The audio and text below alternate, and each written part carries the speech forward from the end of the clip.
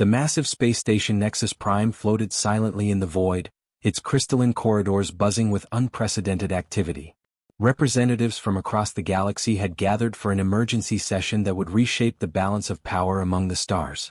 The air itself seemed to vibrate with tension as dozens of alien species filled the Grand Assembly Hall. The crystalline Zephyrians, beings of living mineral who communicated through harmonic frequencies, hummed anxiously in their designated section. Their song created an eerie backdrop to the proceedings, a sound that spoke of worry and confusion. Nearby, the militant Corvins stood in perfect formation, their four-armed bodies rigid with discipline that had been drilled into them across countless generations of warfare. Above them all, the ancient ethereals floated in their containment fields like ghosts made of starlight. These beings had existed since before most civilizations had discovered fire, and their luminous forms now flickered with an emotion rarely seen among their kind. Genuine concern. Fleet Commander Torvak of the Corvin Empire moved to the center of the assembly, his massive frame casting shadows across the polished floor. His four arms gestured toward the holographic display that materialized above the gathering, showing star charts and tactical information that made even the most experienced military minds in the room shift uncomfortably. "Fellow members of the Confederation," Torvak began, his voice carrying the authority of countless victories. "We face an unprecedented situation. The humans, this young species from the Outer Rim, have done something that defies all our experience and protocol. They have rejected every diplomatic overture. They refuse integration protocols that have successfully brought peace and order to thousands of civilizations across centuries of expansion." A ripple of disbelief moved through the assembled delegates. The Confederation's integration system was elegant in its simplicity and had never failed. Young species were approached with offers of protection, advanced technology, and profitable trade relationships. In exchange, they would surrender their sovereignty to the greater good of galactic civilization. It was a fair trade that prevented wars, eliminated suffering, and brought primitive worlds into the light of advanced society. Ambassador Lycie of the Ethereals drifted forward, her form shimmering with the accumulated wisdom of millennia. When she spoke, her voice carried the weight of every peaceful resolution her species had negotiated since the galaxy was young. "I personally led the diplomatic mission to their homeworld," she said, her tone filled with confusion that was almost childlike despite her ancient nature. "Their leader, President Hyunwoo, received our delegation with what appeared to be genuine respect and courtesy. He listened carefully to our offer, asked thoughtful questions about the benefits of membership, and seemed to understand the generous nature of our proposal." The ambassador paused, her luminous form flickering slightly as she recalled the memory. Then he simply looked at us and said, "Thank you for your offer, but we will manage our own affairs." When I carefully explained the consequences of remaining outside the Confederation, the dangers, the missed opportunities, the potential for conflict, he replied with the same calm politeness, "We will handle those as well." A murmur of shock ran through the assembly. The Corvin delegation shifted restlessly, their military minds struggling to process such an illogical response. The Zephyrians' harmonic humming grew more discordant, reflecting their species' difficulty in understanding such an unprecedented situation. High Counselor Vextra, whose species had founded the Confederation itself, called for order with a gesture that commanded immediate silence. His ancient voice carried across the hall with the authority of absolute power. The standard integration offer was more than generous by any reasonable measure. Protection from external threats, access to trade networks spanning thousands of worlds, technological advancement that would elevate their civilization by centuries, medical knowledge that would eliminate disease and extend lifespans, all of this offered freely in exchange only for accepting our guidance in matters of galactic significance. He paused, allowing the weight of his words to settle over the assembly. These humans have been given 30 standard cycles to reconsider their position. If they maintain their refusal, we will have no choice but to implement corrective measures to bring order to their region of space. The ultimatum had been transmitted to Earth with all the ceremony and authority that the Confederation could muster. It carried the digital signatures and seals of thousands of civilizations, representing a united front that had never been defied in recorded galactic history.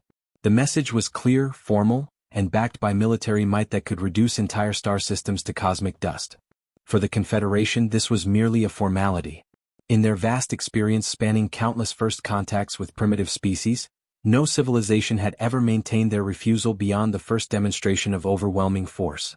The pattern was always the same: initial resistance born of ignorance, followed by rapid submission once the reality of Confederation power became clear. The delegates began to disperse, confident that within 30 cycles they would reconvene to welcome humanity into the fold as willing members. Some discussed the best methods for integrating human worlds into existing trade routes. Others debated which Confederation species would be best suited to oversee human development and ensure their smooth transition into galactic society. None of them suspected that they had just encountered something entirely new in their experience, a species that viewed freedom as non-negotiable and death as preferable to submission. They were about to discover that their perfect system of peaceful expansion had finally met its match in a species that would rather burn the galaxy down than bend the knee. The humans were coming, and they were bringing a concept that the Confederation had forgotten existed, the word, no. The underground command center beneath Seoul hummed with the quiet efficiency of a species that had learned to work under pressure. President Hyun-woo sat at the head of a polished metal table, surrounded by the leaders who would decide humanity's fate. The room's walls displayed star maps showing the stark reality of their situation: 53 human colonies scattered across space like tiny islands in an ocean controlled by alien powers. Defense Minister Jae-min stood before a massive holographic display, his fingers dancing across control panels as tactical information filled the air around them.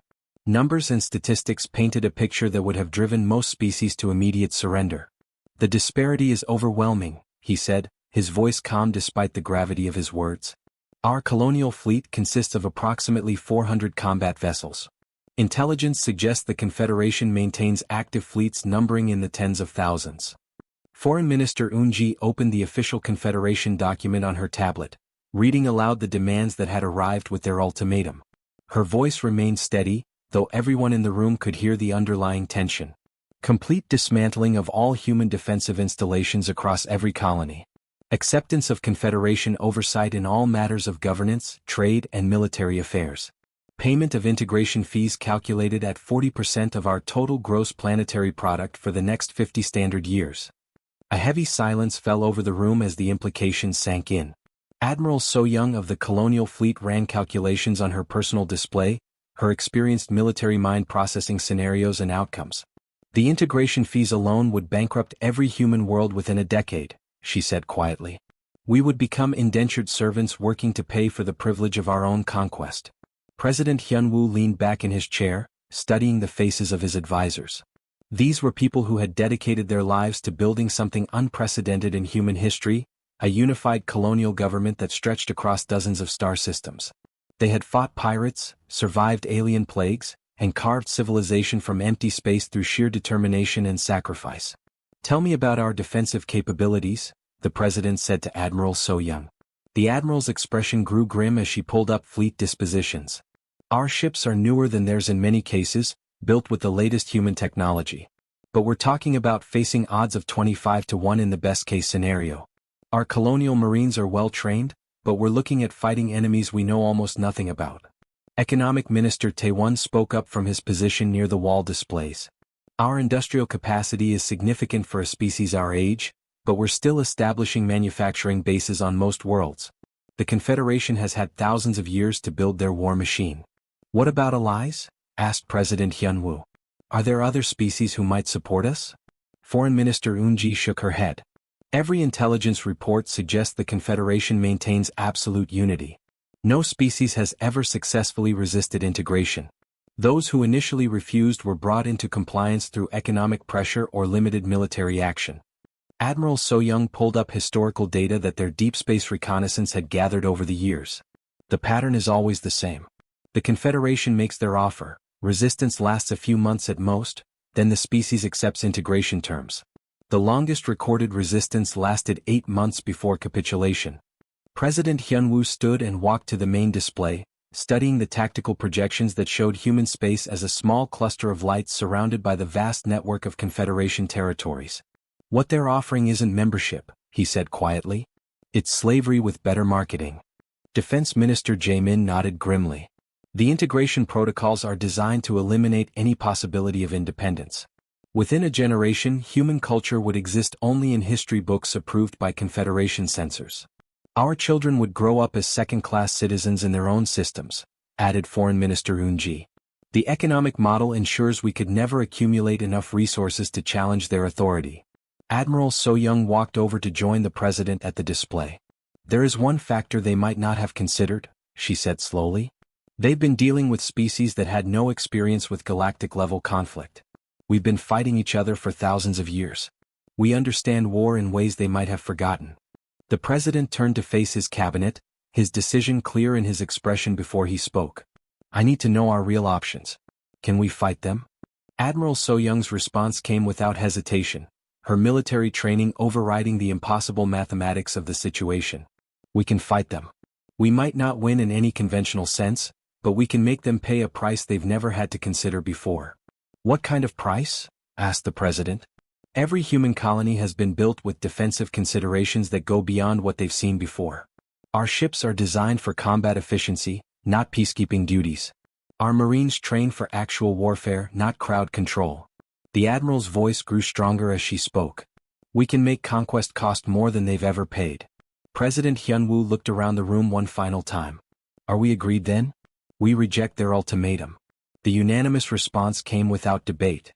Within hours, the human reply was transmitted across space, reaching Confederation monitoring stations with a speed that surprised alien communication specialists. The message was brief, direct, and unlike anything in their diplomatic archives. The words that would echo across the galaxy were simple. The United Colonial Administration categorically rejects the Confederation's ultimatum. We will defend our sovereignty through any means necessary. We strongly advise you to reconsider your threats. For the first time in centuries, Confederation military commanders found themselves dusting off actual war plans, their comfortable assumption of easy victory suddenly replaced by the unsettling prospect of real resistance. Fleet Admiral Carthon stood on the bridge of his flagship, the massive dreadnought Supremacy of Order, watching the human colony of New Seoul grow larger on his tactical displays. Around him, 2,000 Confederation vessels moved in perfect formation, their hulls gleaming with the advanced materials and weapon systems that had brought peace to countless worlds across the galaxy. The Admiral's 4 arms worked efficiently across multiple control panels, coordinating what he expected to be the final demonstration of Confederation power. His military career spanned 3 centuries, and in all that time he had never encountered a species that maintained resistance beyond the first show of overwhelming force. Today would be no different. Sir, we're detecting approximately 300 human vessels in defensive positions around the planet, reported his tactical officer, a young Corvan whose excitement at participating in his first military action was barely contained. Their ship designs appear to be at least 50 years behind our current technology standards. Admiral Carthon examined the sensor readings with the practiced eye of someone who had catalogued the military capabilities of dozens of species. The human ships were indeed primitive by Confederation standards.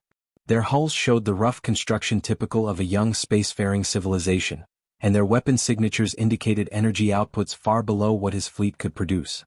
Open a communication channel to their lead vessel, the Admiral commanded. Let us offer them one final opportunity to see reason. The main display flickered to life, showing the bridge of a human destroyer.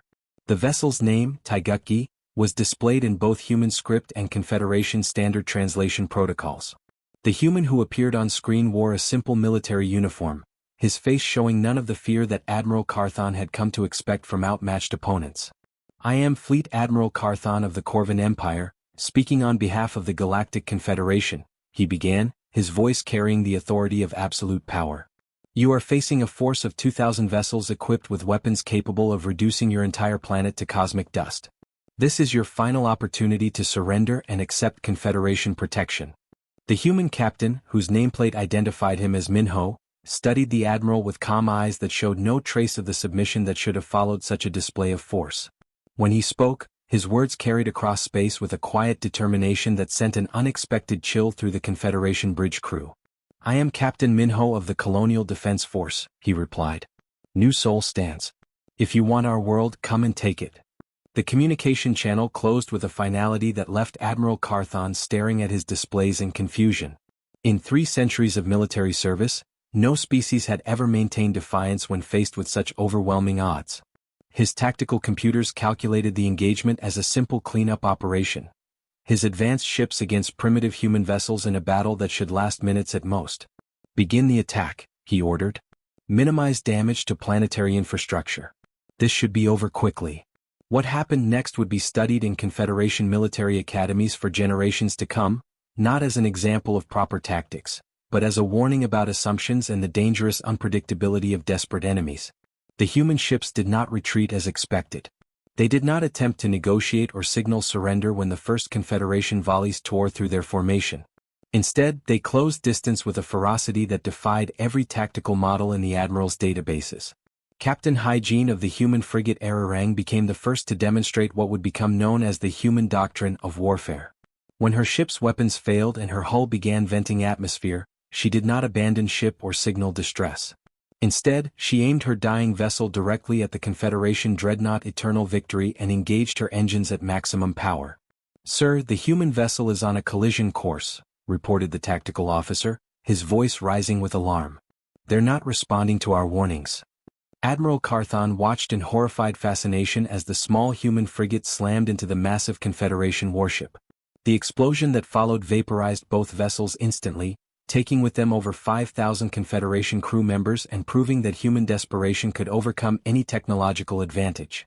Commander Dong Hyun of the human cruiser Hanbok continued broadcasting tactical information even as plasma fires consumed his bridge around him.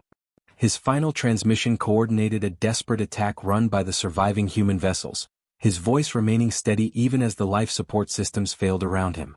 "All ships, concentrate fire on Grid 77. Their shields are weakest there. Make every shot count." His words were cut off as his ship finally succumbed to the damage, but his sacrifice allowed 3 human destroyers to penetrate the Confederation formation and destroy a supply vessel carrying ammunition for the entire fleet. The battle continued for hours instead of the expected minutes. Human ships that should have been destroyed continued fighting with single weapon systems. Vessels that had lost main power used maneuvering thrusters to ram larger Confederation ships. Crews that should have surrendered when facing impossible odds instead fought until their ships were reduced to debris. When the last human transmission finally fell silent, Admiral Carthon found himself staring at tactical displays that showed a victory that felt like defeat. New Seoul was his, the human fleet was destroyed and Confederation forces controlled the system. But the cost had been catastrophic. 400 Confederation vessels had been destroyed or so badly damaged they would require months of repair. Nearly 80,000 crew members, experienced military personnel whose training had taken decades to complete, were dead or missing. 300 obsolete human ships. The exchange rate represented a military disaster of unprecedented proportions. Admiral Carthon's report to Confederation Command would change everything. "These humans don't fight to win. They fight to ensure that victory costs more than it's worth." The war room aboard the Confederation flagship Eternal Dominion had not been designed for the kind of meetings that now took place there daily. High command officers from dozens of species gathered around holographic displays that showed a galaxy slowly bleeding resources and ships into what had become known as the human meat grinder.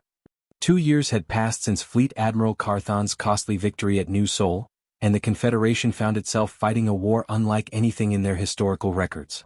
What should have been a brief demonstration of power had become a grinding conflict that consumed ships, credits, and lives at an alarming rate. General Vex Carey of the Zephyrian Collective stood before the main display, her crystalline form crackling with stress fractures that had become visible only in recent months. "The economic projections are catastrophic," she announced, her harmonic voice carrying undertones of despair that her species had not expressed in millennia. "Our crystal formations are literally breaking under the financial strain. 3 of our core worlds have requested emergency resource allocations just to maintain basic infrastructure." The assembled officers studied the data streaming across their displays. Each human system that fell came at a price that defied all previous military calculations. The humans had developed tactics that seemed designed specifically to maximize Confederation losses while accepting their own destruction as an acceptable outcome. Commander Torvek of the Corvan Empire, his 4 arms gesturing weakly at tactical reports, spoke with the exhaustion of someone who had watched his civilization's military pride crumble system by system. "They salt their worlds before abandoning them. Every space lane is seeded with automated weapon platforms that activate weeks after our occupation begins. They have turned asteroid belts into death traps that continue claiming our ships months after conquest." The psychological warfare was proving even more effective than the physical destruction. Deep space patrols reported constant stress among crews who never knew when human raiders might appear from the void. Supply convoys required escort fleets larger than many pre-war battle groups, and even then attacks came with terrifying regularity. Commander Ji-sung had become a name spoken in whispers across Confederation space. His Ghost Squadron appeared without warning in systems hundreds of light-years behind the front lines, struck with surgical precision, and vanished before response fleets could even launch. No Confederation world felt safe anymore, and the economic impact of defending every system was staggering. "How is this possible?" demanded Admiral Kelthon, his ancient voice cracking with frustration. "Our intelligence indicated a primitive species with limited technology. They should have been conquered within months." Intelligence Officer Zarvaya pulled up analysis reports that had been troubling command for months. "They are adapting at a rate we have never observed in any species. Each engagement shows improved tactics, better technology integration, and more effective use of captured equipment." The evidence was undeniable and terrifying. Human forces had gone from using primitive energy weapons to deploying modified Confederation plasma cannons within 6 months. Their ships now incorporated alien shield technology that they had somehow reverse-engineered and improved upon. Most disturbing of all, they were winning engagements that should have been impossible. Admiral Young-Soo had proven this adaptation capability when his Unified Response Fleet completely destroyed the Confederation staging area at Nexus 7. Using captured alien technology that had been modified with human engineering techniques, his forces had achieved what Confederation analysts had calculated as militarily impossible. "They are not just surviving," reported the intelligence officer. "They are growing stronger. Their industrial capacity has increased 40% since the war began, and their military technology now equals or exceeds our own in several categories." Economic Minister Dowran of the Ethereal Council floated forward, his luminous form flickering with what his species expressed as deep concern. "Several member civilizations are questioning whether control of human space justifies the cost. The hegemony of 12 has withdrawn 2 fleet groups to deal with domestic unrest. The Crystal Worlds are requesting emergency loans that we cannot provide." The financial reports painted a picture of civilizations slowly bankrupting themselves to maintain a war that showed no signs of ending. Trade routes had been disrupted, military spending had increased by 300%, and casualty lists grew longer with each passing month. Ambassador Lycée materialized in the center of the gathering, her ethereal form showing signs of distress that her ancient species rarely displayed. "Perhaps we should consider new diplomatic approaches," she suggested hesitantly. "The original integration offer could be modified. We might find terms acceptable to both sides." The silence that followed her suggestion spoke volumes about how desperate the situation had become. The idea of negotiating with a species they had tried to conquer represented a complete reversal of Confederation policy dating back thousands of years. High Command authorized the diplomatic contact within hours, a decision that would have been unthinkable at the war's beginning. The message sent to Earth was carefully worded to avoid any appearance of weakness while opening the door to possible negotiations. The human response arrived faster than expected, transmitted on open frequencies that ensured every Confederation world would intercept it. The words that appeared on displays across the galaxy sent shockwaves through civilizations that had never experienced defeat. "The time for surrender has passed. The only negotiation we will consider is your complete and immediate withdrawal from all human space. You have 30 standard cycles to comply with this demand. Failure to withdraw will result in expanded military operations against Confederation targets." The message ended with coordinates for human diplomatic representatives who would oversee the withdrawal process. For the first time in galactic history, the hunters had become the hunted. The species that had once faced impossible odds were now dictating terms to the most powerful military alliance in known space. The Confederation was learning a hard truth about humanity: they did not simply fight to survive. They fought to win, and winning meant their enemy's complete defeat.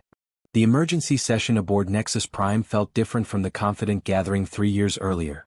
The same crystalline halls now echoed with the whispered conversations of species facing their first military defeat in recorded history. Representatives who had once stood proudly now moved with the careful steps of civilizations teetering on the edge of collapse. High Counselor Vextra bore visible scars across his ancient features, souvenirs from the human raid that had penetrated deep into Confederation core territory and struck his homeworld 6 months earlier. The attack had lasted only hours, but it had shattered the illusion that any Confederation world was truly safe from human retaliation. "The situation reports are conclusive," he announced to the assembled delegates, his voice carrying the weight of absolute defeat.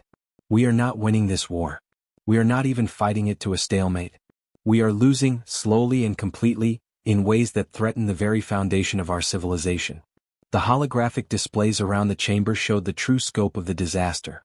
Long-range sensors had detected human colonies in the galaxy's outer rim territories, places the Confederation had always considered too distant and dangerous for colonization. While fighting what appeared to be a desperate defensive war in their original systems, humanity had been expanding in entirely different directions. Admiral Colthane of the Corvan Fleet pulled up tactical intelligence that had arrived just hours earlier. Fleet Marshal Taehyun has launched simultaneous attacks on 3 of our core worlds. The precision and coordination required for such operations indicates military capability we never suspected they possessed. The attacks had not been random strikes designed to cause maximum damage. Instead, they had been surgical operations that targeted specific military installations and supply depots while carefully avoiding civilian casualties. The message was clear: humanity could reach any Confederation world whenever they chose. Admiral Sulky's Deep Space Fleet revealed itself in the Andorian sector yesterday, reported Intelligence Coordinator Zalvex, her normally steady voice trembling slightly. They have established what appears to be a permanent military presence in regions we had mapped as empty space. Their expansion has continued throughout this entire conflict.